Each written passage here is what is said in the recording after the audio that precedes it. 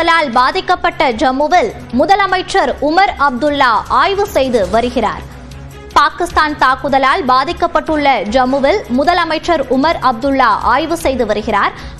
இது குறித்த கூடுதல் விவரங்களோடு இணைகிறார் நமது செய்தியாளர் முகிலன். விவரங்களை பதிவு பண்ணலாம்.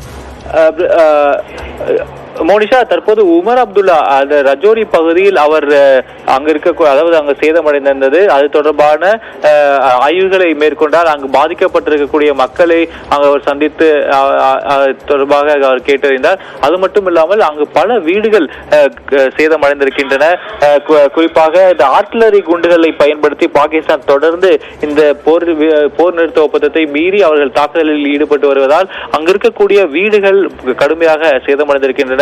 அதில் வசிப்பவர்களும் பலத்த காயமடைந்து வருகின்றனர்.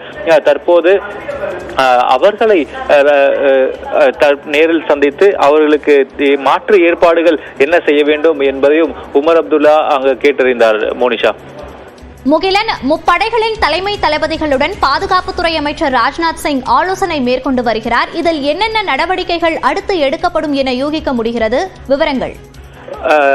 மோனிஷா, மிக முக்கியமாக தற்போது முப்படை தளபதிகளும் தற்போது பாதுகாப்புத்துறை அமைச்சர் ராஜ்நாத் சிங்கை சந்தித்து வருகின்றனர். நேற்று இரவு முதல் பாகிஸ்தானின் தாக்குதலானது ஒரு தீவிரமடைந்திருப்பதை நாம் காலையிலிருந்து வெளியிட்டு வருகிறோம். அது தொடர்பாக தற்போது முப்படை தளபதிகளும் பாதுகாப்புத்துறை அமைச்சரை சந்தித்து இதுவரை பாதுகாப்பு படையினர் எடுத்து வரும் நடவடிக்கைகள் மற்றும் பதில் தாக்குதல் தொடர்பாக அவருக்கு விவரித்து வருகின்றனர். இனி இனி என்னென்ன நடவடிக்கைகள் எடுக்க வேண்டும், பாகிஸ்தானின் இந்த தாக்குதல் அல்லது அத்துமீறல் தொடரும் பட்சத்தில் பதிலடியை இன்னும் தீவிரப்படுத்த வேண்டுமா என்பது தொடர்பெல்லாம் இன்று இந்த ஆலோசனையில் பேசுவதற்கான அனைத்து வாய்ப்புகளும் இருக்கிறது. நேற்றும் நாம் பார்த்தோம், முப்படை தளபதிகள் நேற்று சந்தித்து பாதுகாப்புத்துறை அமைச்சரை சந்தித்து அனைத்து விவரங்களையும் அவரிடம் விவரித்தனர். அதைத் தொடர்ந்து பிரதமரிடமும் நேற்று இரவானது அந்த சந்திப்பு சுமார் 2 மணி நேரத்திற்கு மேலாக நீடித்தது. தற்போது இந்த கூட்டத்துக்கு பிறகு